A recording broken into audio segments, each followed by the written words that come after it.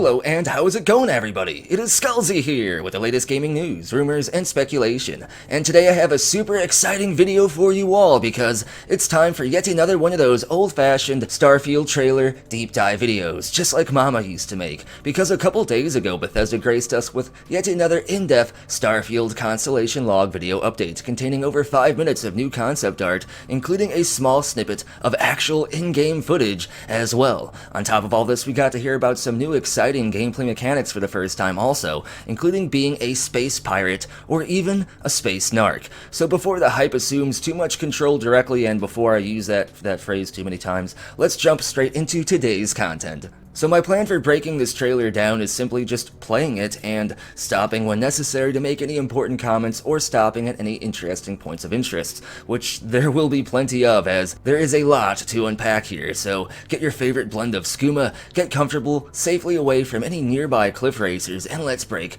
this trailer down. Also be sure to sign up to the Constellation log via email on Starfield's official website to be directly notified by Bethesda whenever one of these new videos drop. This new Starfield video is titled Into the Starfield Episode 2, made for Wanderers, and was originally uploaded on March 16th, so let's begin. It's a level of immersion that we really focus on. You're not just playing a game, but you're living in this world, in this universe. It's a giant open world for the player to do what they want. You feel like you've had an impact in the world.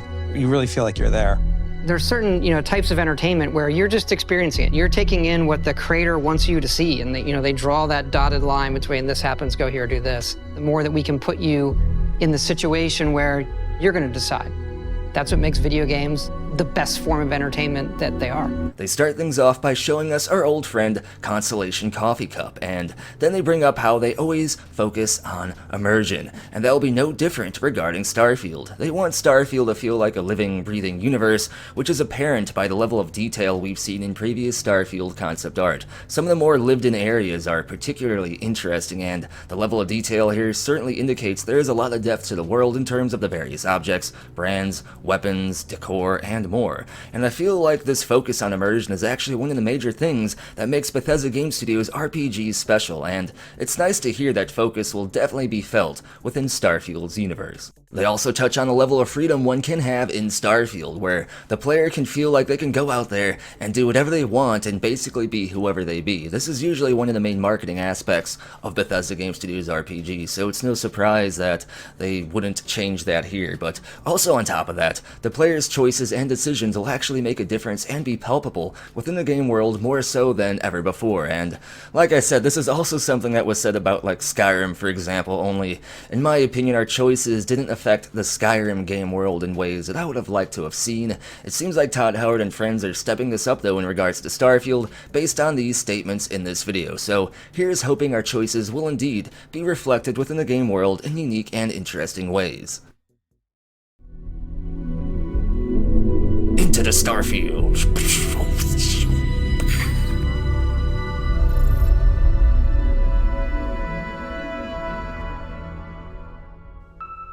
We don't just make RPGs, like we make simulations, and that leads to a lot of just crazy stuff that can happen and things you don't expect. Yeah, we always have those big fights, like, what if combat breaks out right now, right? You have to handle that, right? Because it could. You can't control it. The only thing you control is that the game has to account for it somehow. We embrace the chaos, let it play out, and usually it's pretty fun.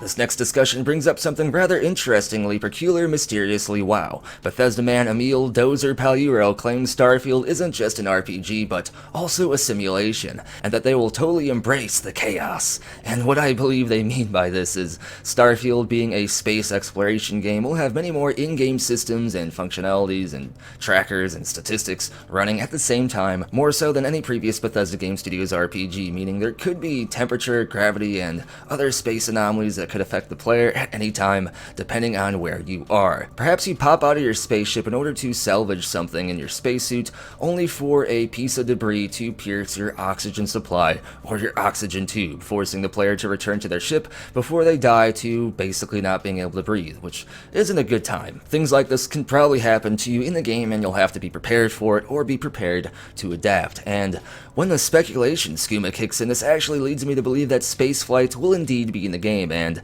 not simply as like a fast travel event loading screen, but actually allowing the player to control their ship and fly around and do stuff and things. And there's even more evidence towards this later in the video as well, but the point here is Starfield seems to be part simulation, part RPG, which I actually like because I tend to dig survival elements. They definitely add to the immersion, which again is something they mentioned they're focusing on, and for those that aren't particularly a fan of survival elements, don't worry too hard, as Todd Howard previously stated that they intend to gamify any of the science behind space exploration in this game. That way it won't be like a tedious chore, like real life. A lot of us have been doing this for a long time together, and it's nice with Starfield to go back to some things we didn't do, the backgrounds, the traits, the defining your character, all of those stats. And I think there's so many games now that do those things that people are ready for something that does a lot of the things that, you know, older hardcore RPGs, some that we used to do, doing those again in a new way. And this statement right here I love. Todd Howard mentions bringing back more in-depth character statistics, and on top of that, character backstories, meaning for the first time in a long time we can actually choose our character backstory in a Bethesda game, and maybe like Oblivion or Fallout 3, we'll have a more in-depth character stat system, further allowing us to define our character to better accommodate our individual playstyles. Todd also says that they are going to do a lot of the things we saw in older Bethesda RPGs similar to Morrowind or Oblivion or even Daggerfall, but in a new way within Starfield. And what I believe he means by this is simply Starfield won't have like its RPG and stat elements watered down a bit like Skyrim did, for example. Instead, Starfield might be a grand RPG with depth and variety of character builds, which we haven't seen in a very long time. Todd also acknowledges that the current gaming community is actually very interested in such a thing, which I believe is what he actually meant when he said that they were in a unique position to pull this game off. And he is right too. A lot of people want RPGs to be more in-depth, similar to older RPGs but with modern systems, and it seems like Todd Howard is listening loud and clear. We've always allowed the player to, to create really interesting, unique characters. This game, we've definitely severely leveled up. The tech is based on scanning of real-world models, similar to the photogrammetry we do in our landscapes. We're kind of applying the same thing to our people as well. Because it's not just the appearance of your player and all that, but we want all the personal interactions with NPCs, other characters in the game to be as impactful as possible. And for that, you have to believe these are real people. You're a real person interacting with real people. And I'll probably keep saying that this next statement is exciting over and over again because it's true. And here we are again. This next statement is pretty exciting because not only is Bethesda claiming they are massively upgrading character creation, but they're legit using photo scanning to make the NPCs in the game world look more realistic and believable than ever before. Bethesda further states NPCs are very important to them in Starfield, as, like they previously stated, they want the game world to feel like a living, real place, and even if the game world looks amazing and believable, if the NPCs seem stale and lifeless, they'll definitely take away from that immersion value in a massive way. By making the NPCs not only look better, but also act in realistic and believable ways, Bethesda could very well create one of the most immersive and biggest open-world RPG experiences to date. One of the big choices is which part of the game world am I going to engage in? We always make a bunch of different groups that represent some of the major factions in every game. And in this one, we've got the United Colonies that represents the future Space Republic idealized. You also have the Freestar Collective, which is the space Western fantasy, people that are out there on the frontier. We've got Ryujin Industries, which represents corporate life. I think it has one of the best starts of any of the factions we've done. It's a megacorp, and you get hired, right? Like that you would do, right?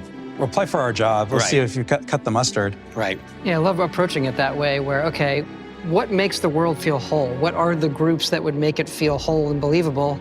And then how does the player interact with them? Next up, they touch on the in-game factions, the United Colonies, who represent the future of a space republic idealized. The Freestar Collective, which is compared to a space western fantasy out on the frontier, here's hoping for some Cowboy Bebop vibes. And then there is Ryujin Industries, which represents the corpo world of Starfield. And of course, there are the space pirates, the Crimson Fleet. It should be noted here that Will Shen, lead quest designer for Bethesda, states that in his opinion, Ryujin Industries has one of the best starts in the game, where you apply for the job and have to attempt to actually get hired. It's not quite clear exactly what he means by this though, but several in the community are speculating that we actually get to choose a starting faction when we create our character, and this faction choice will determine our starting location, starting allies, assets, and much more, and could lead to a lot of replayability. However, Will could simply just be referring to the start of the Ryujin Industry quest chain, and not actually like the starting faction choice. Either way, it's great to see such a decent spread of various factions, as again, this too is something the community has been requesting for quite a long time now. Todd even mentions that the factions, just like the NPCs, are going to feel alive and immersive, like they have their own agendas they are carrying out, and you as a player can feel free to decide if you want to directly interact with these agendas, help them, not help them, throw them off, destroy them, or, you know, stuff like that. Basically things, and basically space things, which is something to actually follow up on here in a moment, but let's break down some of this awesome new concept art from this scene. We'll start with this landing area that looks like it's a loading dock where transport ships or shuttles pick up things and drop off various cargo pods. We can see what looks to potentially be 2 guards here and what appears to be either jetpacks or an oxygen tank on their back, which is something we will see a lot in this concept art actually, in regarding like people who are in combat ready gear. They always have these jetpacks or these things on their backs. And then in the background up here we can see Jerry signaling and assisting the ship's landing procedures. These buildings look very industrial with various pipes, vents, smoke or steam, and even dust blowing around, complete with what looks to be a city skyline in the background in the upper right. What looks to be potentially fuel tanks and various structures, including what could be a defensive turret right here. The planet seems to be a rocky, dusty planet, which could be the same planet that the Freestar capital of Aquila is located, but only time will tell. I doubt that will be the only rocky, dusty planet. Next, we see yet another landing area, which looks similar to the scene we just broke down, but different at the same time. The infrastructure on this planet seems newer and less run down, and the ship in the background looks just as new and is fairly large. We see what looks like either the ship's crew or landing pad guards, complete with somebody holding a handgun, and this guy holding a larger firearm, and then this guy looking like a Starfield Jotaro Kujo. We can see banners in the background that indicate this is actually a United Colonies settlement, meaning it could be the United Colony capital of New Atlantis. We see a rather large bridge in the upper left, and on the right side in the background, we can see an almost jungle or rainforest-like biome, which further fits with the previous concept art of New Atlantis, which basically low-key confirms this is actually New Atlantis we're looking at right here. We can also see some interesting and various fashion on the random NPCs in the background too, which is a sign of how much attention to detail Bethesda has regarding Starfield. Also vending machines. And birds! Now this shot has a lot of conversation surrounding it. This city is believed to be the capital city of the Freestar Collective known as Aquila, which I mentioned earlier and I will prove here in a bit, but first off we have more birds. Second off, heavy 90s Command & Conquer vibes here. We can see our stealth bro here with a cool hat that I want, sitting easily visible on the hillside as he looks upon the city, planning his next move, which hopefully is not being easily visible right there. He also has a sniper rifle on their back as well as a fairly large knife, which basically confirms this is the Starfield version of the Skyrim Stealth Archer. This is definitely Aquila though, as the building architecture matches previous Aquila concept art. The city clearly must be attacked a lot, as it has a huge focus on defense with the large walls, multiple guard posts, and tons of scanning and communication equipment visible on the many structures within the settlement. The overall architecture, including the window design here, is much more military and defensive focused, so the city must have a lot of combat near it. The background looks beautiful though, with those Skyrim-themed mountains along with a spaceship of interesting design flying overhead. The flora of this planet seems interesting too, definite alien tree stuff going down here, but what most people are discussing are these creatures hanging on the wall right here. The bones being hung in display in multiple locations outside the city walls. They clearly meant to serve as some kind of warning to whatever that species is. Some believe that they are the Ashta, the raptor wolf-like creatures that are confirmed to be in the game and are extremely dangerous. But while the skull does resemble something like a raptor wolf-like creature, the rest of the body kinda doesn't. It almost seems like this creature doesn't have any legs at all, or if they do, the leg bones are clearly removed from the display corpses, which I guess is totally possible because it looks like the skull, spinal cord, and rib cages are the only things being put on display for some reason. However, when we look at this image here, which is painted on the wall not too far from the corpses themselves, things things start to get a little interesting. We can clearly see some sort of alien creature with an X through it, so this is our very first glimpse at some of that old-fashioned space racism, just like Mama used to make. Jokes aside though, it's clearly meant to indicate these things aren't allowed or tolerated around here, likely because they're considered highly dangerous. Maybe it's meant as an indication to travelers that you are safe from these creatures here, but either way, if we take a closer look at the design of this banned esports creature, we can see it actually somewhat resembles the skull of whatever is hanging off the city wall nearby. So clearly the bones are meant to intimidate and ward off anything dangerous, or specifically whatever these bones belong to. And some people claim they could just simply be hanging for decorative or hunting trophy purposes, but again, we can clearly see a symbol indicating that they are banned or that they aren't going to be around here, so I don't think these are just hunting trophies, but are actually definitely a warning or intimidation tactics. Only if these were meant to ward off the Ashta. One would think that would be a bit overdramatic, unless the Ashta ended up being highly intelligent, and to be honest, if you think of an alien wolf combined with an alien raptor, that skull does just work after all. Some theorize, though, that these aren't the Ashta and are actually the bones of an unannounced, intelligent, sentient alien race, perhaps a tribal race of some kind native to this planet, because it actually does make a lot more sense, to be honest, to put up the dead bones of a hostile tribe member as a warning rather than just like wild animal bones to scare off wild animals. But I am Team Ashta regarding this debate though. The skull fits a wolf-raptor hybrid, and I kinda think the Ashta are a lot more intelligent than people are thinking. And who knows, maybe the Ashta are indeed a tribal species. This next scene too appears to be within the city walls of Aquila, and looks somewhat similar to the vibes we saw of other interior Aquila concept art. This appears to represent our player character walking through a claustrophobic and busy covered marketplace, and definitely has those old world and space western vibes to it. The buildings appear to be made of stone, wood, and scrap, which is a sharp contrast to the masterwork skyscrapers of New Atlantis, for example, and we can see various goods and even food on display, with the food being on display only a few feet away from a dumpster. Nice. We can also see Cute Lizard Boy. Please Bethesda allow us to adopt Cute Lizard Boy. We can also see signs like fresh fruit, spices, scrap, and we can even find what looks like records, books, magazines, or some kind of media for sale here in the lower left. Scrap and various textiles are also hanging on display from a bundle of wires, and this town, I'm sure, will meet basically every safety code out there for sure. Even the fashion reminds me of a bit of space western combined with even a bit of Star Wars, to be honest, and of course, dude here is vibed out with his gold jewelry and his Edgerunner glowing glasses. Please Bethesda allow us to adopt cool merchant dude. The shot is amazing though, and I hope the cities in Starfield can feel as huge and immersive as this does. Next we see some previously released concept art which I have broken down in the previous video, the first being of the city of Neon, which is owned by the giant Xenofresh Corporation, who harvest the plant's literal psychedelic space fish. So clearly Neon will be a major party city and smuggler's hub, which I am totally hyped for.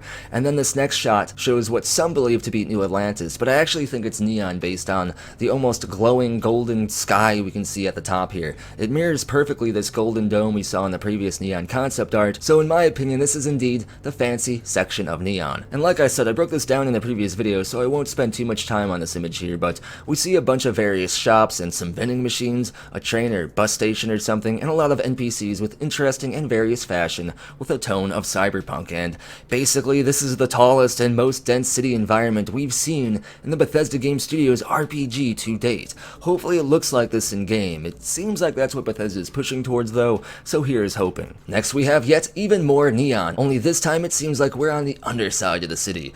We can see a couple of boats being hoisted up, the massive support columns holding the city up in the background as well, extending deep beyond the surface of the ocean, and somebody with cool hair and a weapon of some kind, and they also seem to have a cybernetic arm as well. We can see a big barge with a ton of fish on it, potentially the psychedelic Aurora space fish, and we can see what appears to be an alien squid boy over here on the right. Now one thing that comes to mind real quick is, what if the Aurora is something that is actually harvested from a highly intelligent species of alien squid? But there's no way they would do that. There's no way a corporation would really exploit an intelligent living species for profit, right? No, never. color. This portion of Neon though seems much more industrial than commercial and leads me to believe that a portion of Neon's Undercity is actually directly allocated for shipping, fishing, and just dock purposes, which definitely makes sense. And then we have this scene right here of a futuristic train station. I don't really see any logos or insignias around that help me determine where this scene could take place or what faction is in charge here,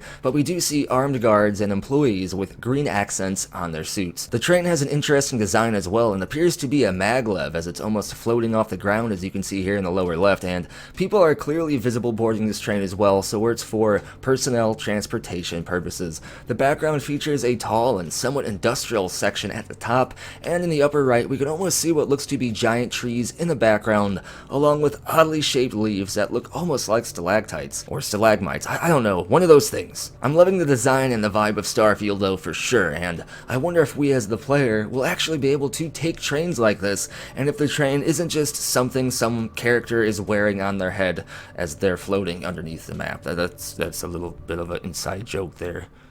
Yeah, I love approaching it that way where, okay, what makes the world feel whole? What are the groups that would make it feel whole and believable? And then how does the player interact with them? You know, what we're doing with the pirates, the Crimson Fleet as well. They're not just this foe, let the player join them. What does that mean? The cool thing about Crimson Fleet, you know, what if you're a good person and you want to be a good player and you don't want to play as a bad guy? You can side with the pirates or you can report back your superiors and be like basically space cop type of thing. So let you be a good person and still play with the bad guys. I think that's really cool too. And next we get to be space pirates confirmed. We can join the Crimson Fleet and legit be a space pirate. And if we can be a space pirate, I'd say that's a speculative dose of evidence again that player-controlled spaceflight might be in the game for sure. And on top of that, Emil goes on to say that we can also be a space narc or a double agent, if you will, joining the Crimson Fleet as a good guy, but actually instead of doing any raids or anything, we gather intel and report back to our superiors and give them vital information that is necessary for us to help take down the Crimson Fleet. This very well could be the first direct example of what Todd Howard mentioned earlier, where factions all have their own individual goals and objectives, and that we as a player will be able to interact with the factions and these goals in ways we've never been able to before, which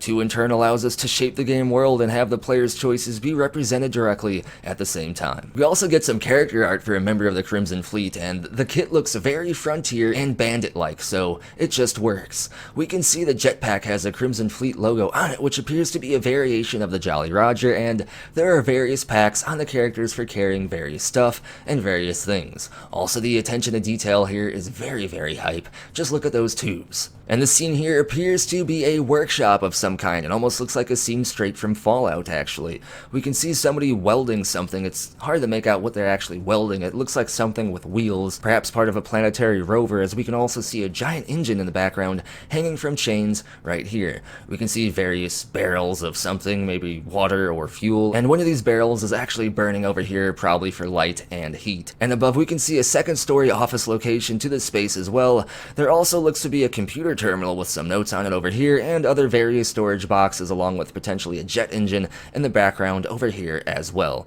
It seems like no matter what story we write, the one the players tell themselves is the one that they think about and love the most, and the companions. Hello, Captain. How may I be of assistance? So something we really, leaned into on this game, how those other characters felt about you.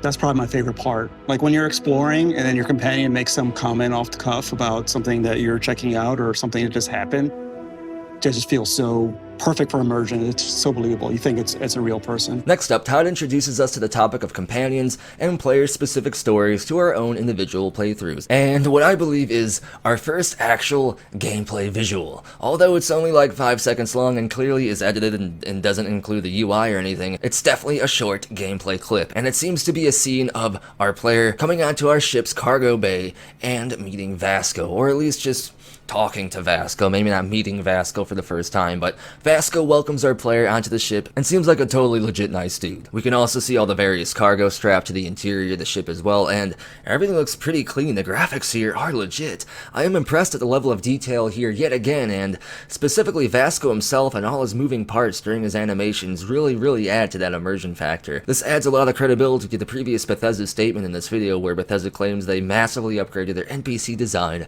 and believability. Bethesda then directly touches on that exact statement here yet again. Our companions in Starfield will have opinions on our actions, they will react to what we discover in-game or what happens to us in-game, and they will all have an opinion of us as the player. And this concept art right here is absolutely beautiful. Heavy high fantasy Morrowind vibes almost. Some of the community actually claimed they were a bit worried about Starfield's design choice because they thought it might be a bit too realistic and stale, and that we wouldn't get any high levels of sci-fi or borderline space fantasy stuff like this, but here we are. We're looking at basically what I consider to be space fantasy, and I don't even know what I'm even looking at here. I believe we're underwater because it looks like we're underwater, but I'm not sure if all this is organic or are these like chain-like structures actually part of something man-made, or is this just massive coral? Maybe this is a massive space coral reef, or maybe this is not underwater at all and is actually just some kind of mysterious space cave. Either way, the visuals are definitely beautiful here, and I can't wait to see this in game.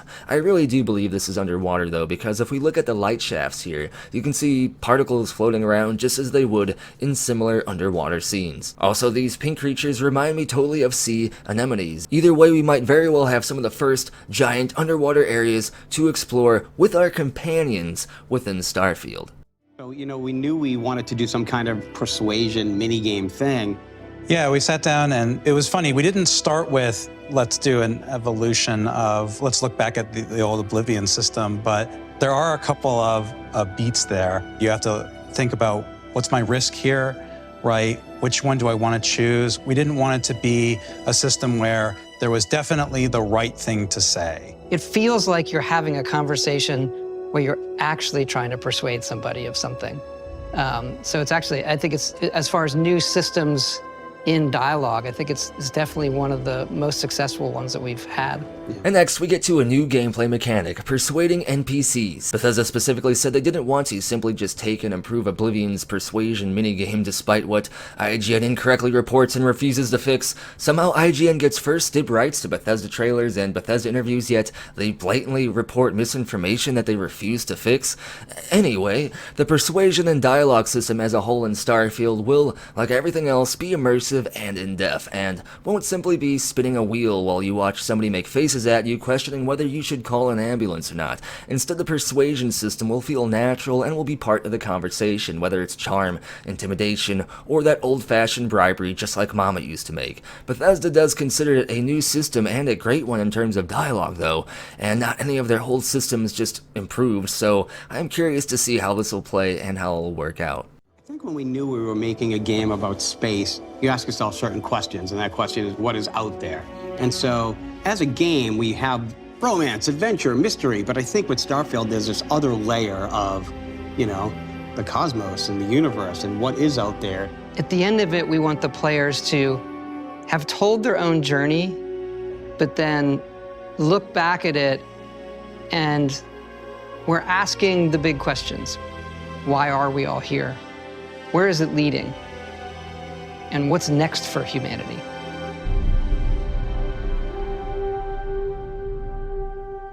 And then they finished the video out by saying, we will be exploring the cosmos to answer some of the biggest mysteries known to mankind. Where did the universe come from? What is mankind's place amongst the stars? And what is next for everything? These are some pretty big topics for Bethesda to touch on in my opinion, and I'm curious how they plan on going about it, and whether they plan to leave religion out of it or not, because anytime you think of these questions, religion almost always enters the discussion, or perhaps they just plan to leave religion completely out of it, or maybe they plan trying to weave religion, science, and space mystery all together somehow, or maybe even whatever we end up discovering out there will be so crazy that it changes everything and is on a whole nother level. Either way, pretty big vibes I am picking up on here, and I am starting to understand why Bethesda refers to Starfield as the next great space epic. It's good that there's a big overarching mystery in Starfield though, because that's one of the biggest things that adds to the Elder Scrolls universe in my opinion. Where did the Dwemer go? What's a Hackaver like? Those kind of mysteries are good to have in a game that don't inherently ever get fully answered,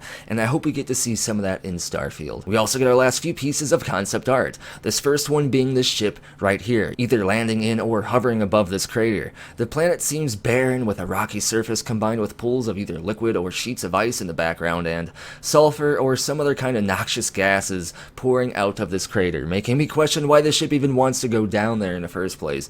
We can also see what appears to be a smaller shuttle of some kind at the top of the ship here, likely allowing for easier planetary landings or space station accessibility.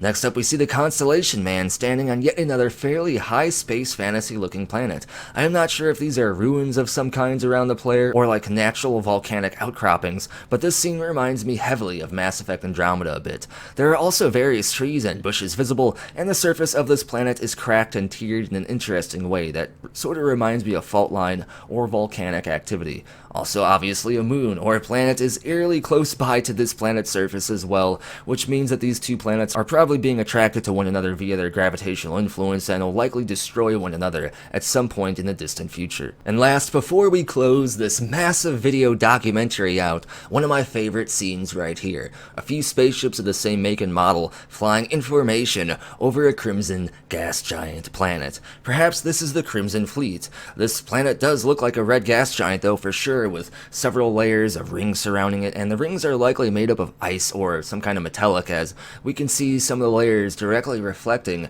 the red of the planet itself. And you can see a moon orbiting the planet also. Either a nebula is in the background over here, or some of the gas giant's atmosphere simply just extending beyond the planet's general gravitational influence, which I believe is what it is, because we can kind of see that happening in other scenes too in this picture, and I hope we can actually enter and explore a gas giant a bit in Starfield. I know it's all just atmosphere and wind basically, but it would be a very, very mysterious scene and visual to partake in. But that is basically it. That's everything. This was a massive video, but I wanted to do as much of an in-depth breakdown of this as I could, as for one, I'm kind of known for being a channel that does this kind of thing, and for two, I actually love doing it. Let me know what your favorite concept art or discovery or whatever point of interest was down in the comments below, and if you saw anything I missed, be sure to drop that down in the comments also. Thumbs up if you enjoyed the content, be sure to subscribe to help grow the community and the channel, and huge shout out to the following amazing people for going above and beyond to support the community and the channel. Get your name added to this permanent future video shout out list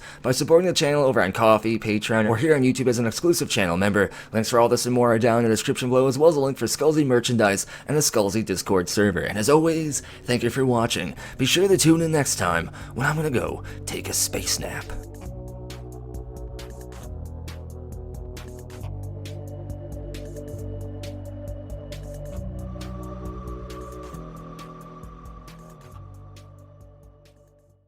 It just works.